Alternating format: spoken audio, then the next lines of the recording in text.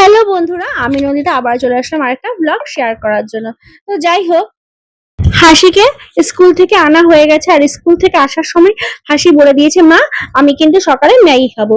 তোমরা তো জানোই হাসি কি পরিমাণ ম্যাগি লাভার। তো হাসির জন্য আমি আজকে কিন্তু একটা ছোট ম্যাগির প্যাকেট নিয়ে এসেছি। আমি বলেছি তুই আর হাসির হান্টি তো চলে আসবে পড়াতে, তা আমি বললাম তুই যে ছোট একটা ম্যাগি খা, তারপর পরে ভাত খাইয়ে দেবো ওখানে।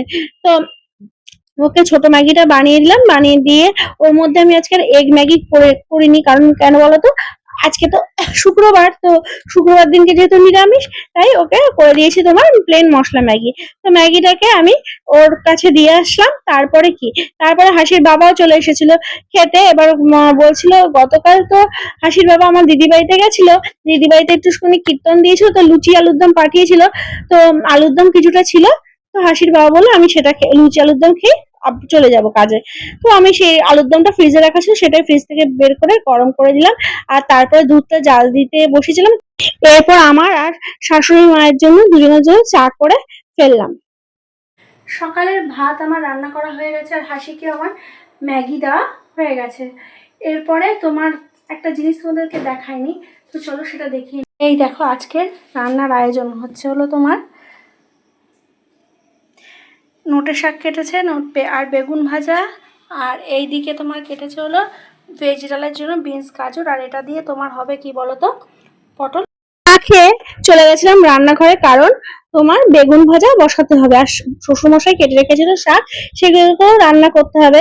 তো বেগুন ভাজাটা নামিয়ে ফেললাম। আর এই কড়াইটা দেখে ভেবো না যে আমি কড়াইটারে মাজে না, আসলে এই কড়াইটা আমরা তোমার পাল্টিয়ে আরেকটু নতুন কড়াই রাখবো। তো সেই কড়াইটাতে ভাবলাম এটাকে ভালো করে পুড়িয়ে নিই, তারপরে এটাকে পাল্টাবো ওখানে। তো এগুলো সব কিন্তু নিরামিষেরই বাসন আমাদের। এরপরে আমি তোমার সকালে খাবার দাবার খেয়ে নিয়ে আমি চলে গেছিলাম জামা কাপড় ভেজানোর জন্য। ভালোই রোদ উঠেছিল, তো জামা কাপড়গুলো ভিজাচ্ছিলাম। আর তোমার তারপরে দুপুরে যা রান্না বান্না ছিল সব করে স্নান টান করে বাইরে চলে আসলাম। এসে তোমার বজরংবলির জন্য ফুল তুললাম, ফুল তুলে নিয়ে বজরংবলিকে দিলাম। আর হাসি বায়না করছে আমাকে ডিম করে দাও, ডিম করে দাও।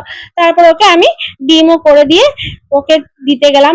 আর তারপরে কি করলাম বলো তো বন্ধুরা, চলে গেলাম আমি জামা কাপড়গুলো নিয়ে ছাদে। এখন আমি চলে এসেছি ছাদে। দেখো আকাশটা মেঘলা মেঘলা, এই দেখো, তাকিয়ে দেখো, আর রোদও আছে।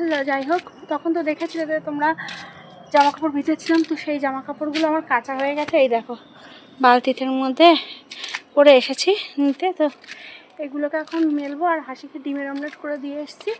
আর আজকে তোমরা তো রান্নাবান্না কী করেছি দেখেছো, যে পটল পোস্ত মানে কেটেছিলাম, কি দেখিয়েছি তোমাদেরকে, পটল পোস্ত করেছি ডাল, ভেজ ডাল, আর শাক, আর বেগুন ভাজা। তো হাসিকে ডিমের অমলেট করে দিয়েছি, হাসি খেয়ে নেবে। হাসির বাবাও খেয়ে চলে গেছে, হাসির ঠাম আর দাদা খেতে বসে পড়েছে, দাদার খাওয়া হয়ে গেছে, ঠাম বসেছে। তো হাসির মনে এতক্ষণে খাওয়া হয়ে গেছে। যাই হোক, এরপর আমি জামা কাপড়গুলো মেলে খাবো। আর একটা জিনিস তোমাদের দেখাতে চাই, চলো দেখাচ্ছি। এই যে ওই যে দেখতে পাচ্ছ গাছটাতে, কাঁঠাল গাছটাতে, ওদের বাগানে, একটু জুম না করলে দেখতে পাবে না। এই দেখো, দেখেছো কতগুলো কাঁঠাল হয়েছে গাছটাতে, ঝড়ে ওইদিকে চলে গেছে। তো আজকে বন্ধুরা, আজকের মতো এখানেই ইতি জানাচ্ছি। আবার তোমাদের সাথে নেক্সট ব্লগে দেখা হচ্ছে। তো টাটা বন্ধুরা, গুড বাই।